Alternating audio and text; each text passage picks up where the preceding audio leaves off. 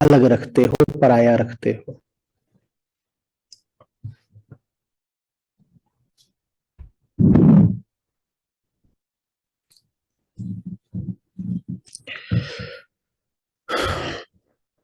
हम कहते हैं संसारी आदमी भोगी होता है, बिल्कुल झूठ बात है। संसारी आदमी में हिम्मत ही नहीं होती भोग पाने की। वो भोग के नाम पर छू छू के भागता है।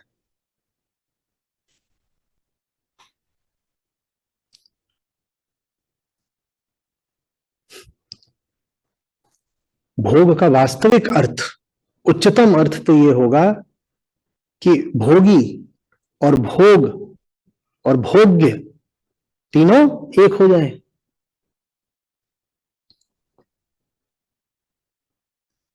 संसारी भोगता थोड़ी वो चाटता है, उसमें हिम्मत ही नहीं है कि उठा करके पूरा भीतर ले ले। वैसे लेगा, चाटेगा, चाट के भागेगा, कहेगा बाप रे बाप, और इतने में उसको बड़ा रोमांच हो जाता है, उसी कामनाओं में और जबरदस्त आग लग जाती है। वाह, चाटने में क्या अद्भुत रस आया था, अगली बार और चाटूंगा। एक गाना था, छुप छुप के चोरी से चोरी बंटी की बबली हुई। ये गाना है ही सिर्फ तभी तक जब तक छुप छुप के चोरी से चोरी। जिस दिन ये छुपा छुपी बंद हो गई और जिस दिन ये मिलना जुलना चोरी से नहीं रहा, सहज हो गया, उस दिन भोग में रस भी मिट जाएगा। भोग में रस भी भोगने का नहीं, चोरी का है, छुपा छुपी का है। इसलिए भोगने के सारे काम हम छुप छुप के करते हैं, चोरी से करते हैं, बंद दरवाजों के पीछे करते हैं। सार्वजनिक कर दो, रस मिट जाएगा। खुलेआम होने लगे, देखने लग जाओ, रस मिट जाएगा, कुछ नहीं बचेगा। उसमें रस है ही इसीलिए कि छुप छुप के चोरी से चोरी। क्या छुपा रहे हो, किससे छुपा रहे हो? छुपाने में परायेपन का भाव है। हटाओ परायापन। क्या परायापन? बूंद से बूंद मिल रही है, हवा चल रही है, पत्ती नाच रही है, इसमें किसने लज्जा का काम कर दिया?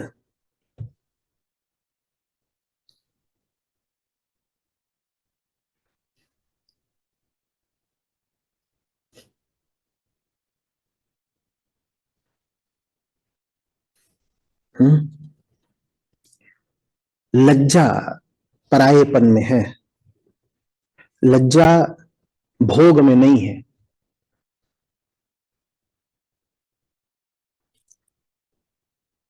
फिल्मी गाना है। मैं इस बात को फिर किसी शास्त्रीय छंद के द्वारा, श्लोक या दोहे के द्वारा भी बोल सकता हूं, पर आप लोग ज्यादा फिल्मबाज हो तो फिल्मी गानों के माध्यम से आप तक बात बेहतर पहुंचती है। तो नमक हलाल मूवी में वो गाता है कि पराए धन पराई नार पर नजर मत डालो, बुरी आदत है ये, आदत ये बदल डालो।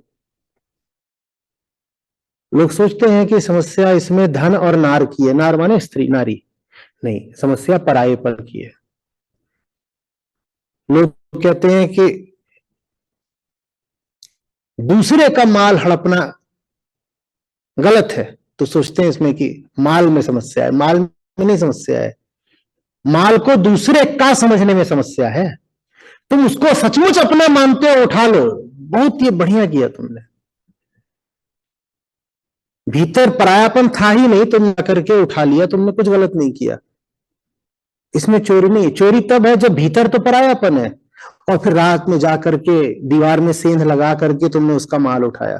तुम रात में जाके दीवार में सेंध लगा के नहीं उठाओ, तुम अपने भीतर के अहंकार का मिथ्या तो देखो, उसे चुनौती दो। तुम कहो न मैं हूं न तू है, न हमारे बीच कुछ पराया है, मैं जाके तेरी थाली से उठा सकता हूं, ठीक उस तरह से तुझे मेरी थाली से उठाने का अधिकार है। कोई पाप नहीं हो गया।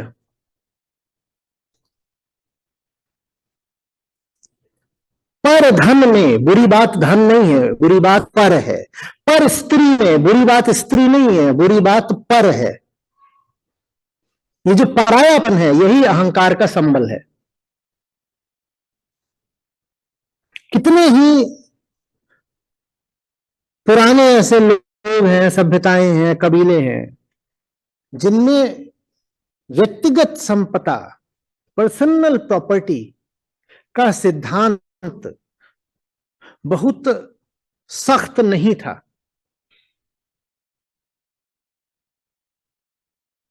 थोड़ा बहुत वहां ऐसा था कि हाँ भाई कोई आदमी कहीं बैठ गया है तो जहां बैठा हुआ है उसको मान लो कि उसकी निजी जगह है, उसके आगे तुम ये नहीं कर सकते कि उतनी दूर वो जो पूरा उतना क्षेत्र है वो मेरी जगह है।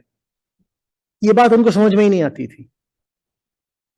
तेरे हाथ में फल है तो चल मान लेंगे कि तेरा है, पर हम ये नहीं मान पाएंगे कि वो जो पेड़ ही है पूरा वो तेरा हो गया। ये नहीं। चल अधिक से अधिक ये भी मान लिया कि तू अभी पेड़ को हिला रहा था तो तेरे हिलाने से जितने फल गिरे वो तेरे हैं, वहां तक भी चलो ठीक है। पर ये नहीं हो पाएगा कि इतने पेड़ ये इनके राय साहब के हैं, उतने पेड़ वर्मा जी के हैं, उतने पेड़ उधर टंडन साहब के हैं, वो नहीं हो पाएगा। ज्यादा अपना बनाओगे तो बहुत सारा पराया बना लोगे, ज्यादा अपना बनाओगे तो बहुत बड़ा आप खड़ा कर लोगे। आप माने आपा, मैं, अहंकार।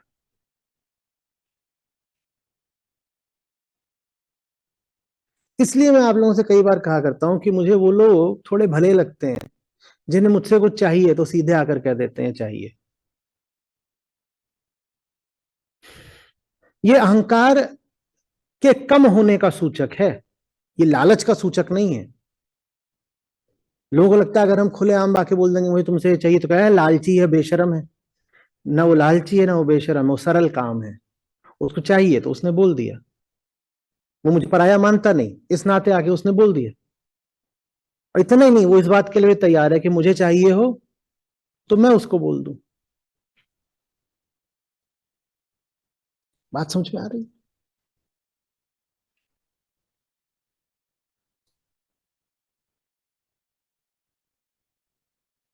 और अनियंत्रित कामना और अंधा और हिंसक भोग, ये विषय से नहीं निकलते कि विषय को देखा तो मैं पागल हो गया। ये विषय से पहले से आप में मौजूद होते हैं। विषय बेचारा तो बस शिकार बनता है। एक बलात्कारी किसी महिला को देख करके बलात्कारी नहीं बन जाता, वो पहले से बलात्कारी होता है। महिला का तो अभाग था कि वो किसी समय पर उसके सामने पड़ गई और शिकार बन गई। बलात्कारी तो व्यक्ति पहले से था, उस महिला ने नहीं उसको बलात्कारी बना दिया।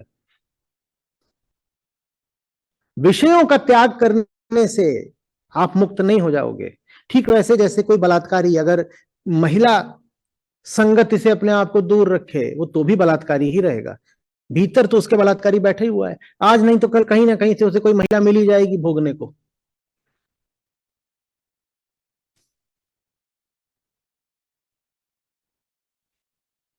आ रही बात समझ में? क्रोधी कहे मुझे फलाने विषय को देख के क्रोध आता है, मैं फलाने विषय से दूर रहूंगा। तुम उस विषय से दूर रह लो, तुम्हारा क्रोध उबलते उबलते 2 दिन बाद किसी और विषय पे फट पड़ेगा। क्रोध का उस विषय से नहीं संबंध है, क्रोध का तुम्हारे अहंकार से संबंध है। विषय बेचारा तो बस यूं ही चपेट में आ जाता है।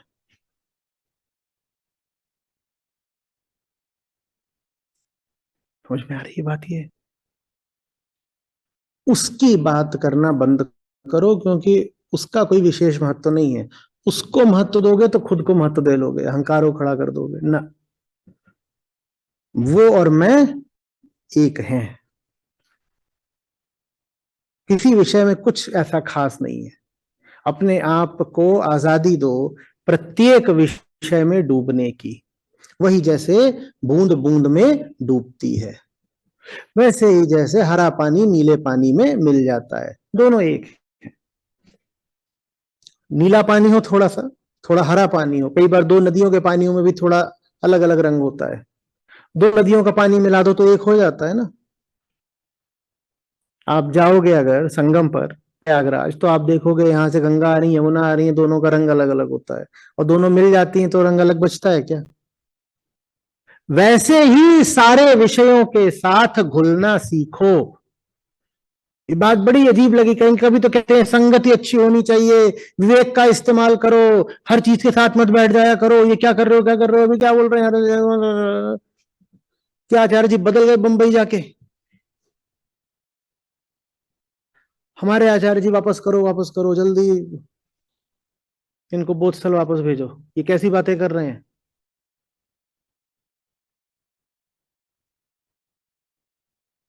मैं क्या बात कर रहा हूँ, ये आज श्लोक ऐसा फंस गया है, क्या करूं? अष्टावक्र ऋषि का काम है 8 बार ऐसे ऐसे करना, ऐसे लेके चले तो फिर ऐसा कर दिया हो, तो उनकी वक्रताएं वही जानने।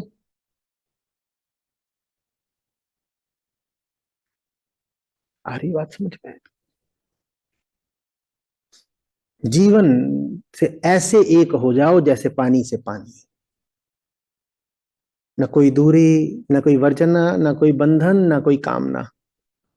पानी से पानी मिलता है तो कौन सी कामना?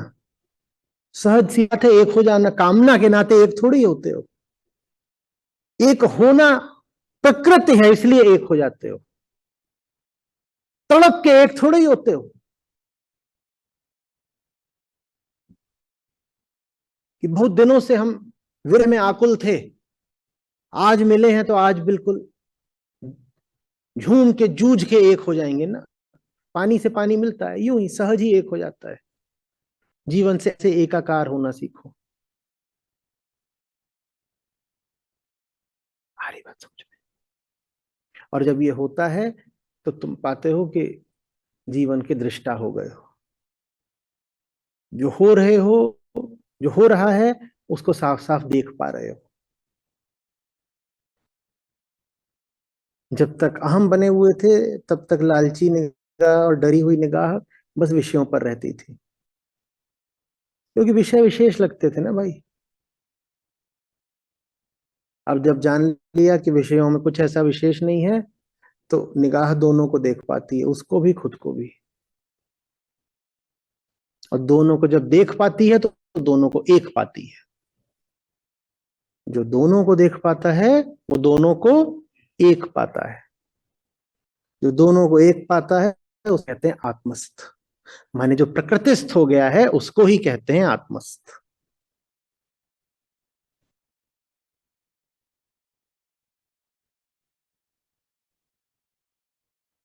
बड़े एक ऋषि हुए हैं, तो वो कैसे हो गए थे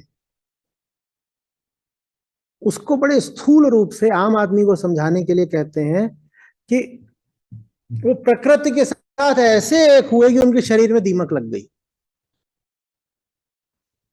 कि उन्होंने जड़ और चेतन का अंतर ही मिटा दिया। आम आदमी अपने आप को चेतन समझता है ना, कॉन्शियस। आम आदमी अध्यात्म में बात कोशिश करता रहता है कि मैं और ज्यादा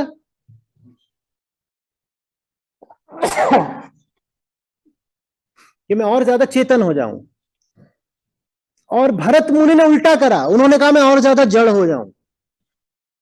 तो ऐसा जड़ हुए कि जैसे पेड़ होता है, तो उनके दीमक लग गई, तो उनको बोला जड़ भरत। ये अजीब बात, उल्टी गंगा बहा दी उन्होंने। वही गंगा आज अष्टावक्र मुनि बहा रहे हैं।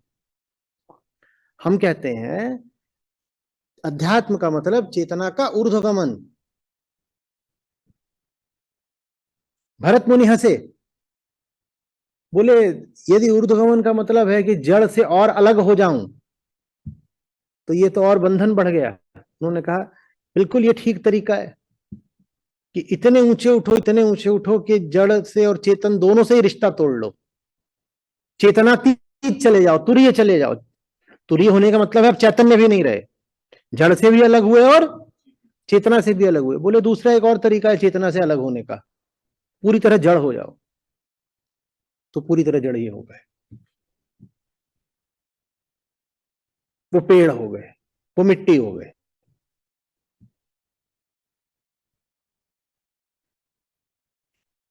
आध्यात्मिक आदमी असली अगर होगा तो उसकी पहचान ये होगी कि उसमें कुछ विशेष नहीं होगा।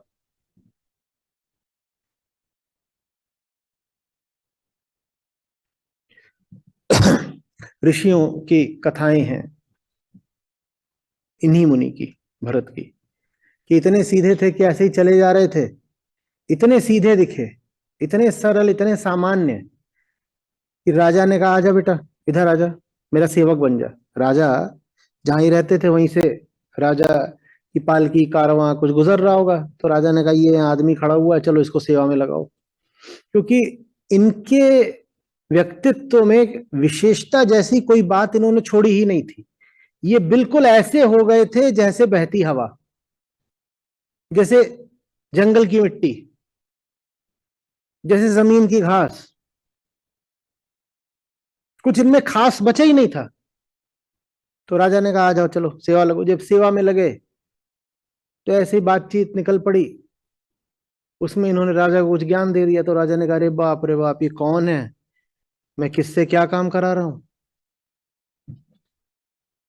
और जो आध्यात्मिक व्यक्ति और ज्यादा परायापन पैदा करे, माने अपने आप को विशेष बना ले, वो जान लेना पाखंडी है। आप वास्तव में अगर आध्यात्मिक हो तो आप एकदम सरल होते जाओगे, खास से आम होते जाओगे। आपके व्यक्तित्व को देखकर पता ही नहीं लगेगा कि आप कौन हो, सड़क का आम आदमी कौन है, सड़क कहाँ है, सड़क पर चलने वाला कहाँ है, सब एक हो जाता है। कि जैसे मिट्टी मिट्टी पर चल रही हो, आप आ रहे हैं, कोई जैसे हवा बहती हुई आई ऐसे ही वो भी प्रवेश कर गया।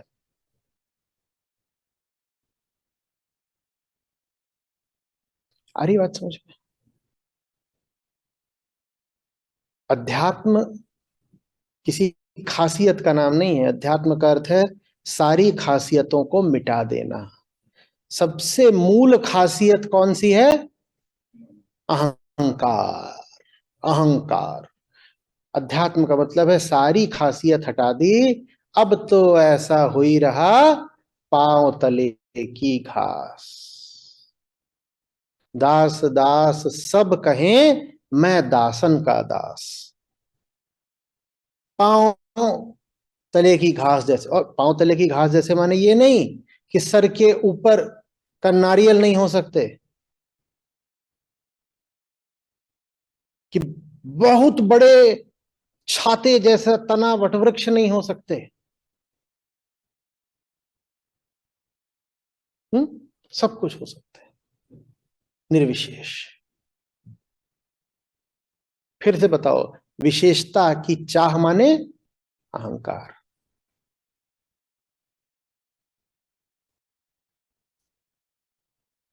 वास्तविक आध्यात्मिक मन प्रकृति अर्थात जीवन के निर्विरोध में रहता है।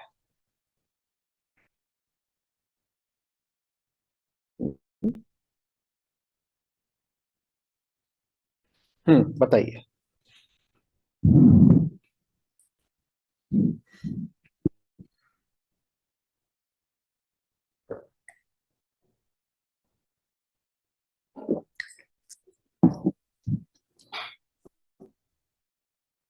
किसी ने क्या चला गया?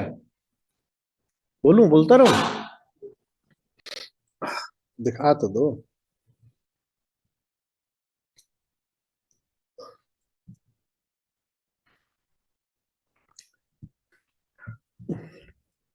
किसी ने मुझसे एक बार पूछा था कि कोई महापुरुष, कोई अवतार आए तो क्यों कहा जाता है कि वो पहचाना नहीं जाएगा? हम्म तो क्या इसलिए कि उसके लक्षण पुराने लक्षणों जैसे नहीं होंगे? जैसे ये एक तरह का मुहावरा बन गया है कहना कि अगर आज कृष्ण आएंगे, ठीक है, क्योंकि भाई ऐसा कोई काल नहीं कृष्ण जब होते नहीं। तो अगर आज कृष्ण हो तो चूंकि उन्होंने मोर मुकुट नहीं धारण कर रखा होगा और मुरली नहीं धारण कर रखी होगी, और ना कोई रथ होगा, ना कोई पार्थ होगा, ना कोई गांडीव होगा, ना कुरुक्षेत्र होगा, तो क्या इसलिए कृष्ण नहीं पहचाने जाएंगे? क्या आज उनके अलग लक्षण होंगे? महोदय कृपा करके बताएं कि अगर आज अवतरित होंगे तो आज उनके क्या लक्षण होंगे? मेरे लिए हंसी की बात हो जाती है। मतलब कोई लक्षण नहीं होंगे। अलख निरंजन है उसका नाम। अलख माने बिना किसी लक्षण वाला, अलक्ष्य, जिसको लक्षित किया ही नहीं जा सकता, ऐसा कोई लक्षण नहीं होता। वो बिल्कुल सरल साधारण होंगे। और इसीलिए कैसे बताएं, और इसीलिए तुम चूकते रहते हो, क्योंकि तुम खासियत की ताक में बैठे हो। तुम किसी विशेषता की प्रतीक्षा कर रहे हो, कुछ ऐसा होगा, कुछ बहुत जबरदस्त होगा, ऐसा होगा वैसा। अरे कुछ भी कैसा नहीं होगा।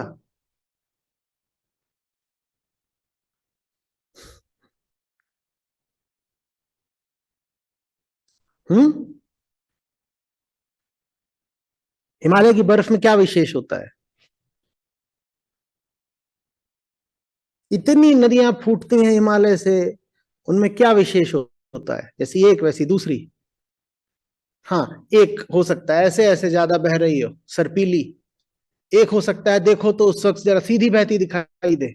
एक की गति ज्यादा हो सकती है, दूसरे की चौड़ाई ज्यादा हो सकती है।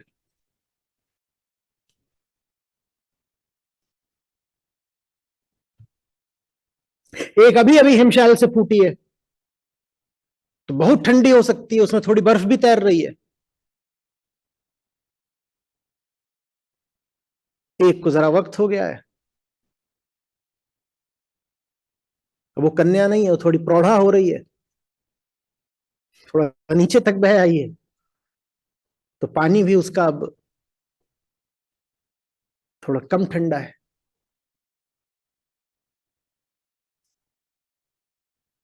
कोई मूलभूत अंतर होता है क्या? कैसे बता दे कोई विशेष लक्षण? बल्कि जिसका विशेष लक्षण हो, बार बार कह रहा हूं, उसको पाखंडी मानना। पाखंड की पहचान ही यही है कि वो अपने आप को विशेष दिखाएगा, विशेष तरीके के लक्षण प्रदर्शित करने की भरसक चेष्टा करेगा, मैं तो विशेष हूं। यही पाखंड की पहचान है। क्योंकि पहली विशेषता क्या होती है, दोहराइए फिर से, अहंकार। जो अपने आप को विशेष दिखाए उसकी विशेषता माने ही बड़ा अहंकारी है, वरना विशेषता के इतने लक्षण धारण करके क्यों घूमता है? बताइए।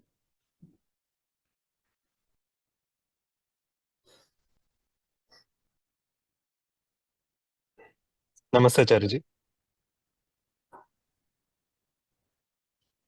बोलिए बोलिए, आ रही है आवाज। जी, आचार्य जी हिरेन जी हैं जो आज ही के सत्र से प्रश्न पूछ रहे हैं। पहले प्रणाम आचार्य जी। आज के सत्र में आपने समझाया कि कर्ता नहीं होता है, कर्म होता है। पर गीता में आपने समझाया था कि कर्म को नहीं, कर्ता को देखो। ये दोनों बातों को मैं समझ नहीं पा रहा हूँ, कृपया मार्गदर्शन करें। तो जैसे तुम कहते हो कि वही बहुत चिर परिचित उदाहरण, हम्म, मंजा हुआ, बंद कमरा है, उसमें से बहुत आवाज आ रही है, भड़बड़ भड़बड़ भड़बड़ भड़बड़, अंदर से। आवाज का आना क्या है? कर्म, है ना? और तुम कर्म को देख करके ही निष्कर्ष निकाल लेते हो कि अंदर भूत है। तुम कर्म को देख के ही निष्कर्ष निकाल लेते हो कि अंदर भूत है ना, क्योंकि बंद कमरे में अंदर बुड़बुड़ बुड़बुड़ हो रहा है, तुम कहते हो अंदर भूत है।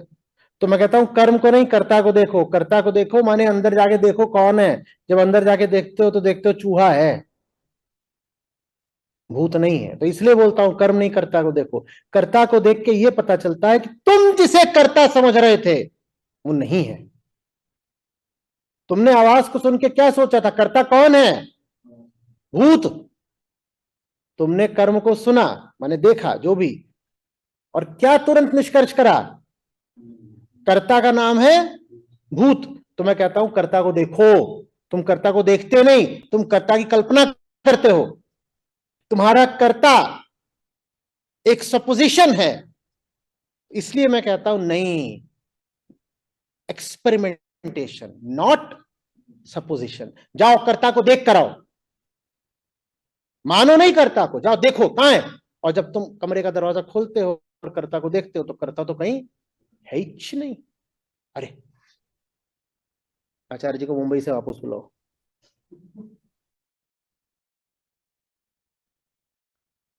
समझ में आ रही है बात? कर्ता को देखना इसलिए जरूरी है कि जब कर्ता को देखोगे तो ही तो पता चलेगा ये कर्ता है ही नहीं, या कि कर्ता वो नहीं है जो तुम उसे समझ रहे थे। तुम कर्ता को क्या समझ रहे थे? भूत। और निकला क्या?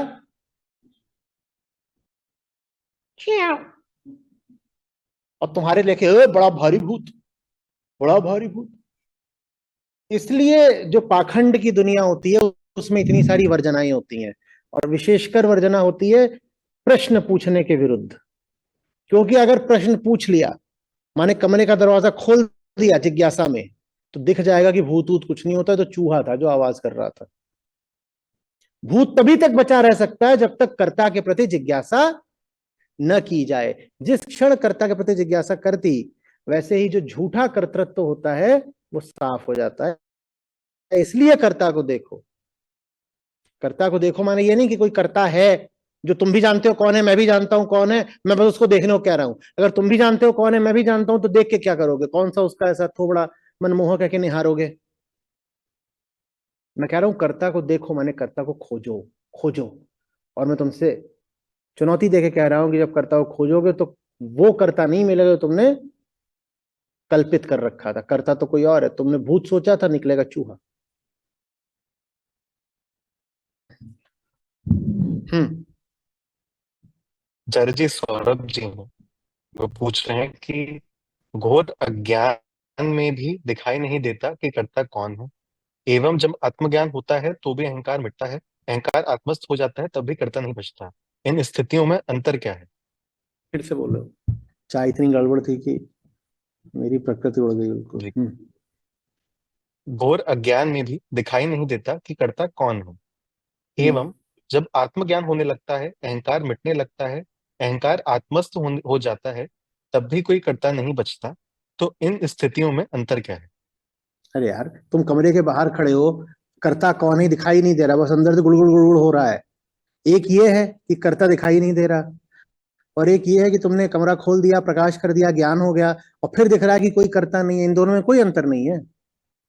पहली स्थिति में कर्ता कौन है ये पता नहीं चल रहा, और दूसरी स्थिति में दिख रहा है कि कर्ता है ही नहीं। ये अंतर है। किसी चीज के पता न लगने से थोड़ी ये सिद्ध हो जाता है कि वो चीज है नहीं। बल्कि अगर कोई चीज पता नहीं लग रही है तो संभावना खड़ी हो जाती है जबरदस्त ख्यालों कल्पनाओं की। जब जानते नहीं तो क्या करोगे? झक मार के कल्पना करोगे। और दूसरी स्थिति है कि जब दरवाजा खोल ही दो और देख लो कि कर्ता जो हम मान रहे थे वो नहीं है, भीतर ऐसे ही है एक ऐसे इतना पिद्दी सा चूहा। वो खुद डरा हुआ है तो वो सब इधर उधर गिरा पड़ा रहा है, आवाज आ रही है।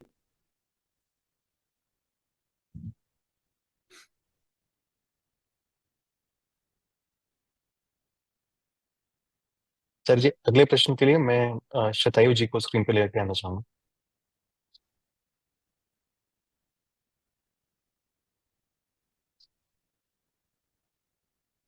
नहीं आ रही, आवाज नहीं आ रही। शतायु जी 1 मिनट रुकिए बस।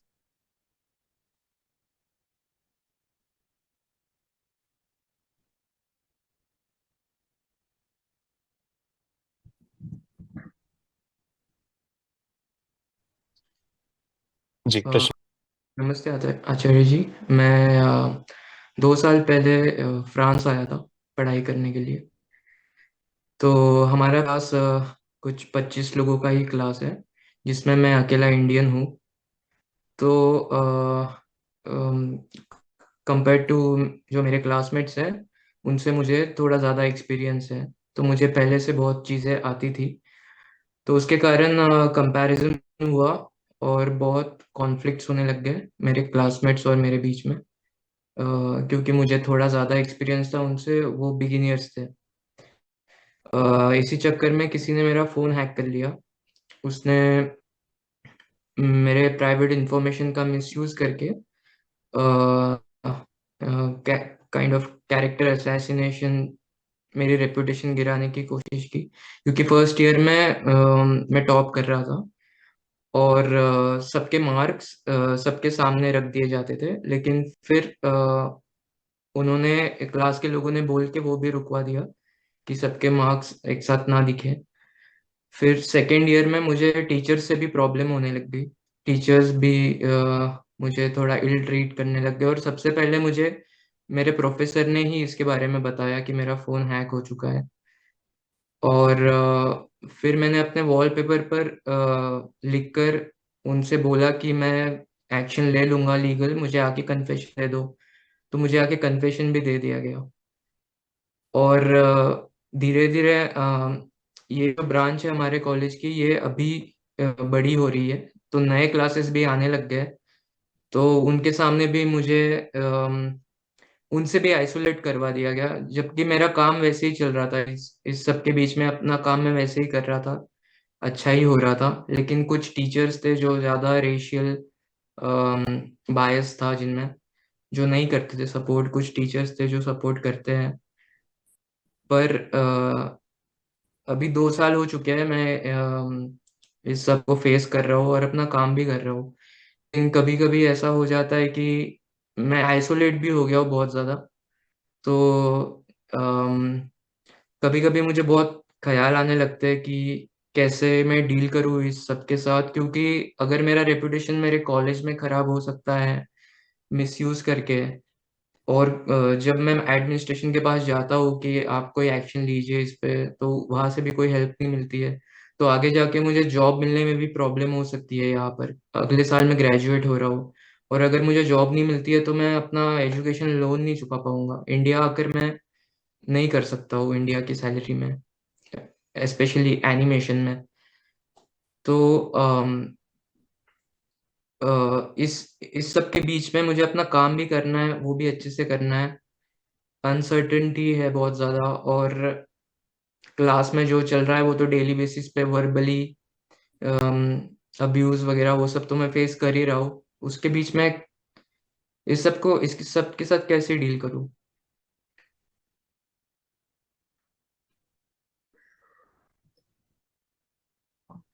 रेपुटेशन चाहिए क्यों? कैरेक्टर क्या दूसरों की आंखों के अलावा कहीं और होता है? और जहां तक कैंपस प्लेसमेंट की बात है, जो कंपनी हायर करने आ रही है वो तुम्हारी रेपुटेशन को नहीं देखती, वो ये देखती है कि तुम प्रोडक्टिव हो पाओगे या नहीं उनके लिए।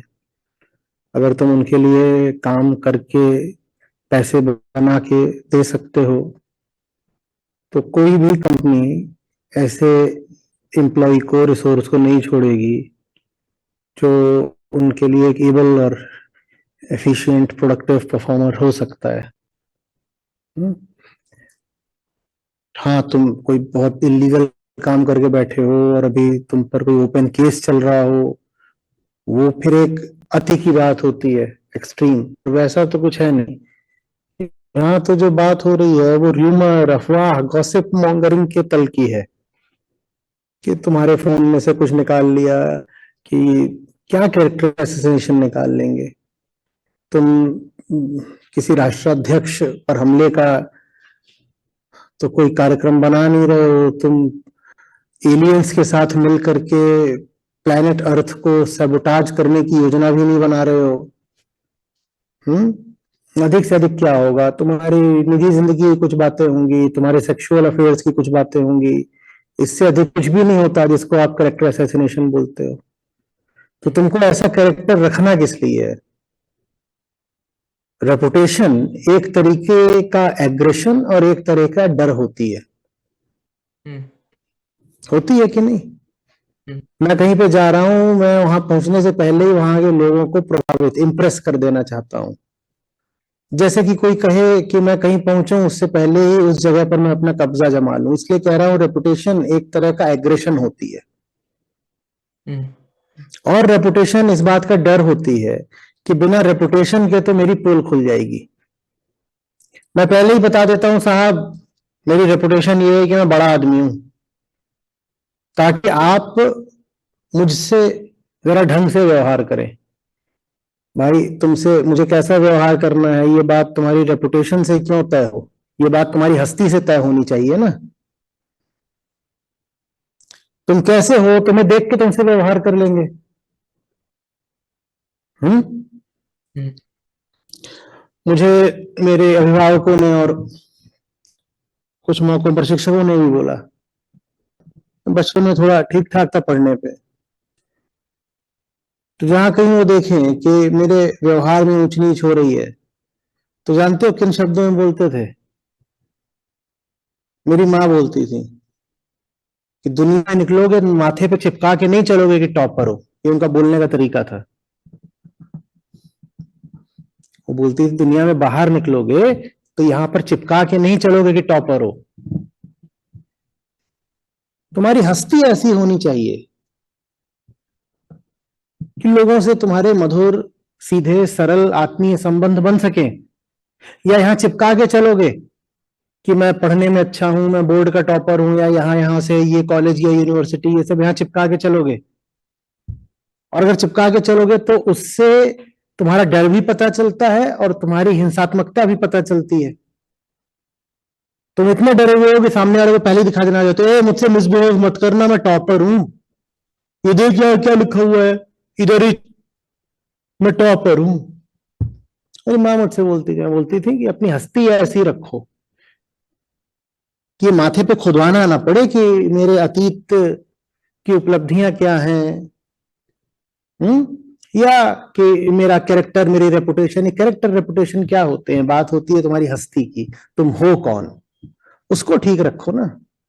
जो कैरेक्टर की जितनी परवाह करेगा वो समाज का उतना गुलाम हो जाएगा, क्योंकि कैरेक्टर सर्टिफिकेट तो तुमको समाज ही देता है ना।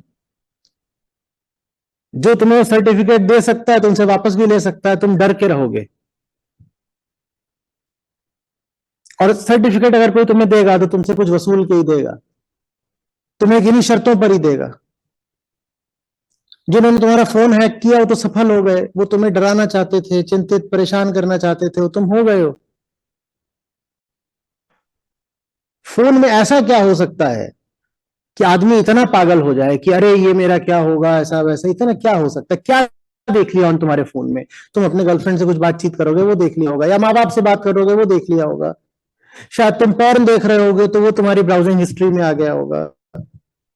मैं इसके आगे का समझ नहीं पा रहा हूं कि एक जवान आदमी किन बातों से अपना कैरेक्टर निर्धारित करता है भारत में। बाहर तो इन बातों को बहुत ज्यादा कैरेक्टर या रेपुटेशन का इंडिकेटर माना भी नहीं जाता। इंडिया में यही सबसे बड़ी बात होती है कि प्राइवेट चैट थी, वो जो चैट पूरी चैट ट्रेल थी, चैट हिस्ट्री थी, वो लीक हो गई, अब वो चैट आ गई है तो लोग देख रहे हैं और मजे ले रहे हैं। ये परवर्स प्लेजर्स है, ये वोयरिज्म कहलाता है। इन चीजों पर तो सजा देने का लीगल प्रावधान भी होता है। जैसा कि तुमने कहा ना कि तुमने अपने वॉलपेपर पे लिख दिया था कि मैं लीगल केस कर लूंगा, तो उन्होंने खुद आकर के फिर कन्फेस किया, अपोलोजाइज किया। ये चीजें तो कानूनन भी गलत हैं। पर मैं तुमसे कह रहा हूं कि कानून इनको सही माने गलत माने, तुम पे फर्क पड़ना क्यों चाहिए? क्या हो गया ऐसा? बहुत हो जाएगा अधिक से अधिक, क्या बुरे से बुरा हो जाएगा? तुम्हारी न्यूड पिक्स लीक हो गई तो सब वैसे ही होते हैं, तुम कुछ अलग नहीं हो, और अलग भी हो तो लोग अलग भी होते हैं। ऐसा क्या हो गया? जैसा तुम्हारा शरीर है वैसे ही तुम्हारी फोटोज लीक करने वालों का भी शरीर होगा। उसमें ऐसा हो, तुम्हारे शरीर में तुमने क्या खास दिखा दिया? और तुम्हारी तस्वीरें देख रहे हो उनसे बोलो अपनी ही देख लो, या जाके आईने के सामने खड़े हो जाओ, बेटा तुम भी मेरे जैसे हो। इसमें इतना घबराने की बात क्या है? पर विशेषकर भारत में हमारे लिए बहुत बड़ी बात होती है चरित्र, कैरेक्टर। और ये अजीब बात है, अब हम 21वीं शताब्दी का भी चौथाई क्वार्टर पास कर चुके हैं, करने वाले हैं। तो एक तो ये शताब्दी, दूसरे तुम फ्रांस में पढ़ रहे हो, और तीसरी बात तुम फीमेल नहीं मेल हो। तुम्हारी अगर कैरेक्टर और रेपुटेशन को लेकर के ये हालत है फ्रांस में होते हुए भी, आज की पीढ़ी का होते हुए भी, तो फिर भारत की महिलाओं के लिए क्या उम्मीद है? उनको तो बात बात में यही कह करके ब्लैकमेल करा जाएगा, बाह मरोड़ी जाएगी कि देखो तेरा हम कैरेक्टर जो है ना वो खराब कर देंगे, हम दुनिया भर में तेरी इज्जत उछाल देंगे, तेरी रेपुटेशन बर्बाद कर देंगे। गुलामी में सबसे बड़ी गुलामी है रेपुटेशन की गुलामी। बार बार कहता हूं, किसी के द्वारा भी इज्जत के भूखे मत रहो, मत रहो। मैं तो यहां तक कहता हूं, कोई बेइज्जती दूर की बात है, कोई इज्जत दे रहा हो, इज्जत लेने से इनकार कर दो, क्योंकि जो आज तुम्हें इज्जत दे सकता है कल को तुम्हारी इज्जत छीन भी सकता है। मतलब किसी से इज्जत, कई बार तो तुमको इज्जत दी ही इसीलिए जाती है ताकि तुम इज्जत देने वाले के गुलाम बन जाओ, और फिर एक दिन वो आकर के तुमसे कहेगा, जो मैंने तुझे इतनी इज्जत दे दी ना, दुनिया के सामने इतना इज्जतदार बना दिया ना, अब मैं तेरी सारी इज्जत उतार दूंगा, नहीं तो मेरी गुलामी कर, जैसा मैं कहता हूं वैसा कर। ये ब्लैकमेलिंग है। अपनी ब्लैकमेलिंग नहीं करानी है तो इज्जतदार मत बनो। पर हम भारतीय, हमें घुट्टी इस बात की पिला दी गई है कि सामाजिक प्रतिष्ठा बहुत बड़ी बात है, कोई नहीं बड़ी बात है। कोई दूसरा तुम्हारी इज्जत छीने इससे पहले खुद ही अपनी इज्जत तार तार कर दो, खुद ही सबको बोल दो भैया मुझ में ऐसा कुछ नहीं है कि तुम मुझे आदर सम्मान दो, मैं बहुत साधारण आदमी हूं, मैं साधारण से भी गिरा हुआ आदमी हूं।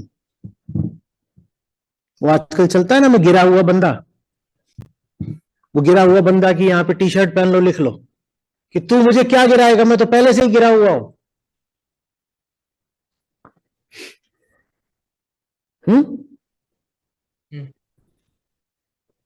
हम छोटे थे, ननिहाल जाते थे, मेरी नानी महादेव की बड़ी भक्त थी। अब मुझको जब वो देखें तो उनकी महादेव भक्ति एकदम ही परवान चढ़ जाती थी। उन्होंने एक कथा बना रखी थी, वो कथा वो सबको सुनाती थी। वो कहती थी कि जब हमने शिव जी से बहुत पूजा प्रार्थना करी, वरदान मांगा, तो ये लड़का पैदा हुआ। बात समझ रहे? तो वो उनके देखे कि मैं आया ही हूं, तो जब हम पहुंच जाएं तो और ज्यादा शिव भक्ति कार्यक्रम हुआ करें।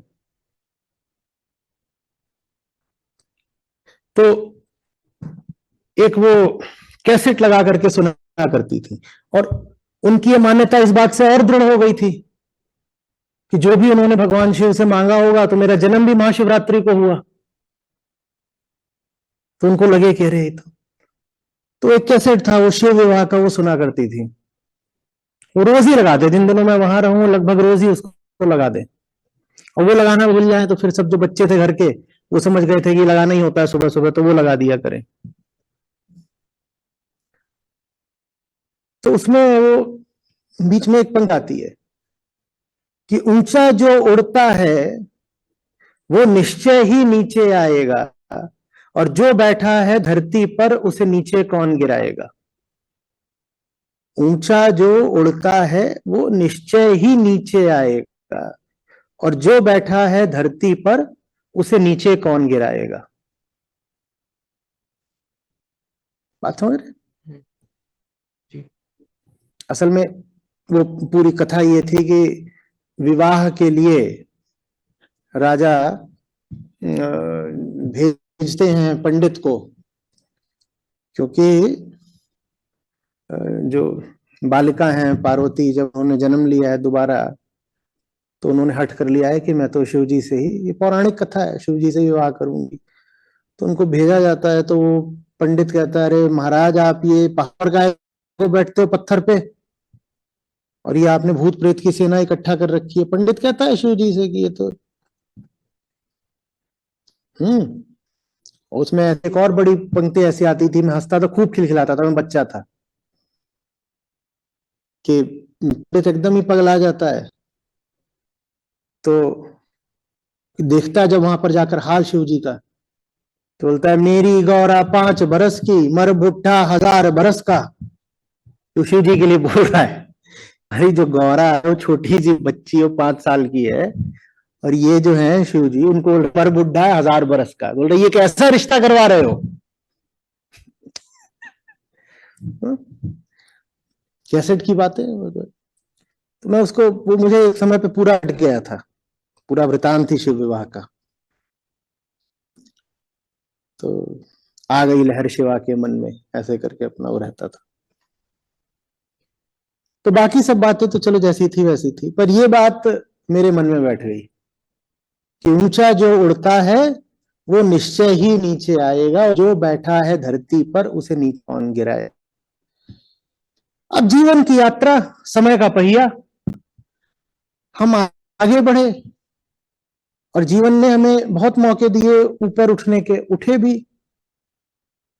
शिक्षा में, अपने सब कामकाज में, और फिर और आगे बढ़ते गए तो फिर दुनिया में थोड़ा नाम भी फैल गया। ये सब होता रहा एक के बाद एक करके। लेकिन एक बात मैंने अच्छे से याद रखी, बाहर बाहर से कोई मुझे उठा ले कितना भी, भीतर से मैं जमीन पर ही बैठा रहूंगा, मैं नहीं उठने वाला। क्योंकि जो बैठा है धरती पर, ये महादेव मुझे बता गए थे। ये मेरी नानी का आशीर्वाद, उनके हिसाब से मैं महादेव का भेजा हुआ पार्सल हूं। तो ये महादेव की सीख कि जो बैठा है धरती पर उसे नीचे कौन गिराएगा। तो मैंने कभी अपने आप को ऊपर नहीं उठने दिया। आप मुझे कितना ऊपर उठा लो, मैं अपनी नजरों में गिरा हुआ ही रहता हूं। धन्यवाद। समझ रहे हो, अपनी नजरों में गिरे हुए रहो। अरे इससे मतलब ये नहीं है कि अपनी नजरों में तुम अपने आप को हीन वगैरह समझो, माने जमीन पर रहो, दुनिया तुम्हें ऊंचे से ऊंचे मंच पे खड़ा कर दे, तुम अपने पांव जमीन पर रखना, तुम आसमान में मत उड़ने लग जाना। ये जो तुम्हें उड़ाते हैं ना, यही फिर गिराते हैं। भीतर से तुम बिल्कुल ग्राउंडेड रहना, ग्राउंडेड। बाहर से उड़ने की नौबत आए तो उड़ लिए, बाहर से बहुत पाताल में धंसना पड़े तो बाहर तो कई बार दुनिया बड़ी बेइज्जती करती है, पाताल में धंसा देती है। दुनिया तुम्हें आकाश में टांग दे, दुनिया तुम्हें पाताल में दफन कर दे, तुम अर्थ की जमीन पर रहना। जो बैठा है धरती पर उसे नीचे कौन गिराएगा। आ रही बात में? जो तुम्हें गिरा पाते हैं ना, वो इसीलिए गिरा पाते हैं क्योंकि तुमने उन्हें कभी मौका दिया था तुम्हें उठाने का। क्योंकि तुम उनके द्वारा दी गई प्रशंसा बहुत तत्परता से स्वीकार करते हो, इसीलिए फिर जब वो तुम्हारी निंदा करते हैं तो तुम्हें निंदा भी स्वीकार करनी पड़ती है।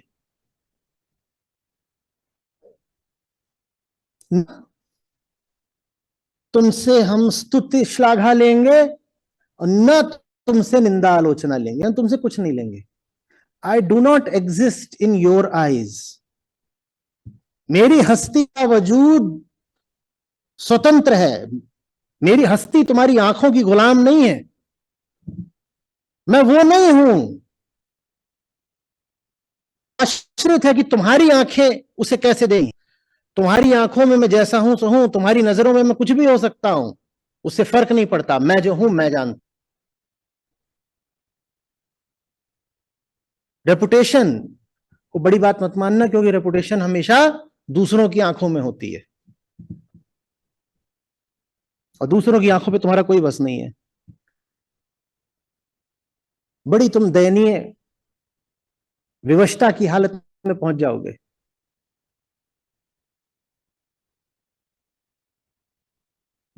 बल्कि जब कोई बहुत तुम्हारा मान सम्मान बढ़ा चढ़ा रहा हो ना, तब और याद रखा करो कि मुझे ऊपर नहीं चढ़ जाना है।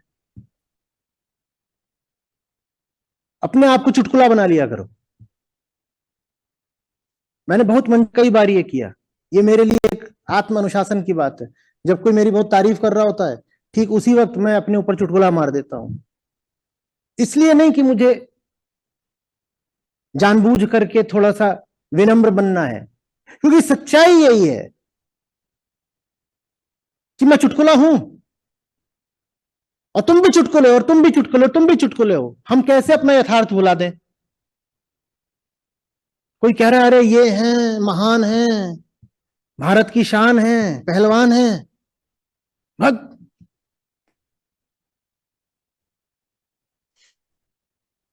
कुछ नहीं।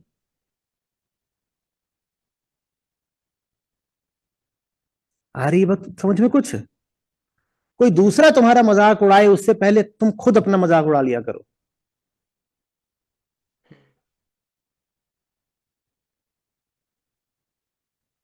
और रेपुटेशन नहीं, रियलिटी की जमीन पर जीना सीखो। भिखारी हो क्या कि दूसरे से इज्जत की भीख मांगोगे बार बार, मुझे इज्जत दे दो, इज्जत दे दो। हम सब भिखारी होते हैं, हमें सिखाया भी यही जाता है, इज्जतदार बन के जीना, मैंने भीख मांगना इज्जत की। नहीं नहीं नहीं बेटा, काम ऐसे करो कि दुनिया इज्जत दे। जो सबसे अच्छे काम होते हैं उसमें दुनिया कभी इज्जत नहीं देती। दुनिया इज्जत बस उन कामों को देती है जो दुनियादारी के होते हैं। दुनिया जैसे ही काम करो, दुनिया द्वारा स्वीकृत काम करो, दुनियादारी में ही तुम भी लौटने लग जाओ तो दुनिया इज्जत देगी। सचमुच जो ऊंचे काम होते हैं उसकी तो कभी इज्जत मिलेगी ही नहीं। तो जो इज्जत के बहुत प्यासे हैं वो फिर कभी सचमुच ऊंचे और अच्छे काम कर भी नहीं पाएंगे। जिंदगी में सचमुच अगर कोई काबिले तारीफ काम करना है, कोई ग्राउंड ब्रेकिंग काम करना है, कोई मौलिक काम करना है, तो इज्जत की चाह के साथ नहीं करा जा सकता। इज्जत की चाह तुम्हें मजबूर कर देगी सदा छोटे छोटे काम करने के लिए, वही काम करने के लिए जो समाज स्वीकृत है।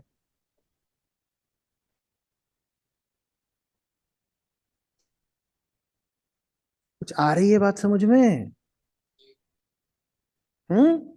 अपने आप को इतना गंभीरता से नहीं लेते कि मैं the respectable one, oh my God मेरे बारे में गंदी बात बोल दिया, गंदी बात बोल दिया। कोई तुम्हारे बारे में गंदी बात बोले उसको बुलाओ, बोलो बेटा गंदी बात ऐसे नहीं बोली जाती। अब मैं तुझे बताता हूं गंदी बात कैसे बोली जाती है।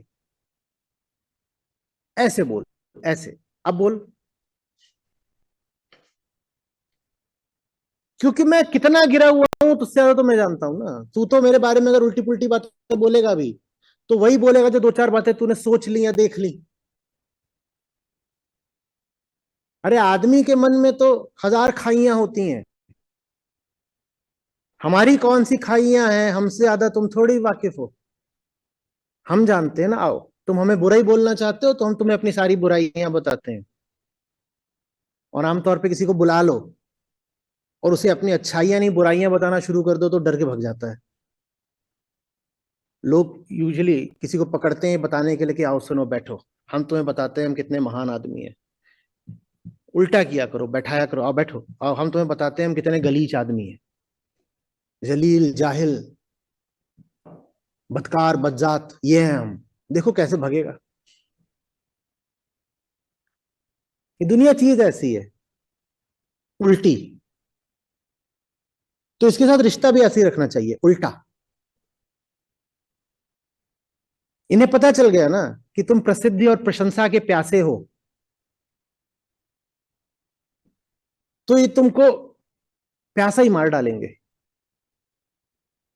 और जिनको कोई कदर नहीं रह जाती प्रशंसा की प्रशस्ति की, जो कहते हैं भाड़ में जाओ तुम और तुम्हारी इज्जत और तुम्हारी तारीफें। विचित्र बात है ये दुनिया फिर सचमुच उनकी इज्जत करना शुरू कर देती है। माने क्या? माने ये कि असली इज्जत मिलती भी उसको है जिसे इज्जत चाहिए नहीं, जिसे बहुत इज्जत चाहिए उसे बस मिलता है भयादोहन। भयादोहन जानते हो क्या? तो ब्लैकमेलिंग, भय दिखा दिखा के दुह लिया, भयादोहन। जो इज्जत के बहुत प्यासे होते हैं उनको मिलती है ब्लैकमेलिंग। और सचमुच अगर इस दुनिया ने इतिहास ने भी अगर किसी को इज्जत दी है तो उनको दी है जो इज्जत की दो रत्ती की परवाह नहीं करते थे, उनको सचमुच इज्जत मिलती है। आ रही बात समझ में? जी। नंगे खेलना सीखो, बेधड़क जीना सीखो। इज्जत वाला कोट नहीं डालने का। भैया हमारी इज्जत है ही नहीं, तुम्हें बेइज्जत क्या करोगे? जो बैठा है धरती पर उसे नीचे कौन गिराएगा? ऊंचा जो उड़ता है वो निश्चय ही नीचे आएगा। हम्म। हम्म। कुछ बन रही है बात या बस हूं? जी, बन रही है। अम, और आज मेरा बर्थडे भी है सर, और मेरा यहाँ पे अभी कोई दोस्त नहीं बचा है, तो मुझे बहुत अच्छा गिफ्ट मिल गया। हम्म 2 साल से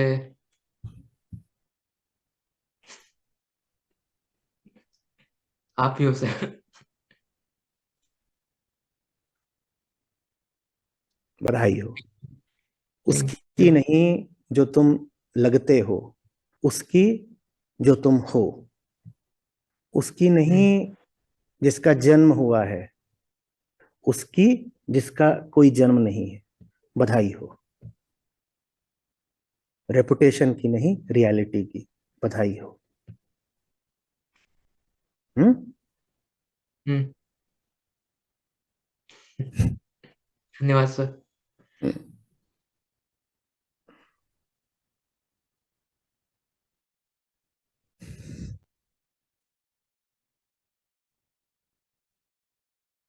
आचार्य जी आज ऑनलाइन इतने ही प्रश्न थे। आप लोगों से कुछ।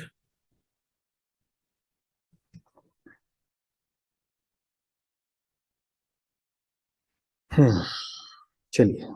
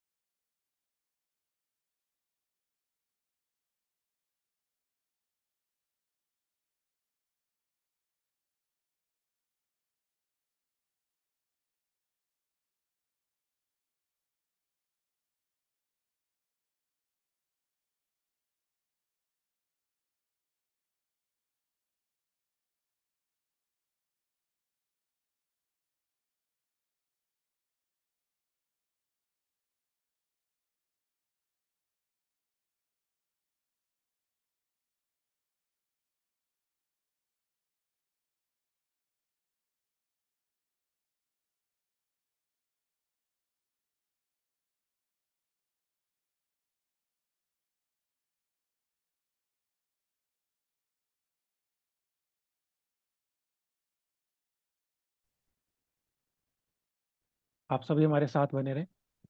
अभी हम कुछ ही देर में सीख सत्र की शुरुआत करेंगे। आप में से जो भी लोग पिछले 2 महीनों से सत्रों में जुड़े हुए हैं गीता समागम में, और साथ ही पिछले 15 दिनों में अपनी सीख साझा नहीं करी है, कृपया वो ही सीख साझा करने के लिए स्क्रीन पर आए। स्क्रीन पर आने का तरीका आसान है। अपने स्क्रीन के नीचे आप रेज हैंड का ऑप्शन देखेंगे, उसको क्लिक कर दीजिए। फिर आपको पैनलिस्ट की रिक्वेस्ट भेज दी जाएगी, जिससे आप एक्सेप्ट करके स्क्रीन पे आगे से आ सकते हैं। अभी कुछ देर के लिए भजन चलेंगे, उसके बाद हम शुरू करते हैं।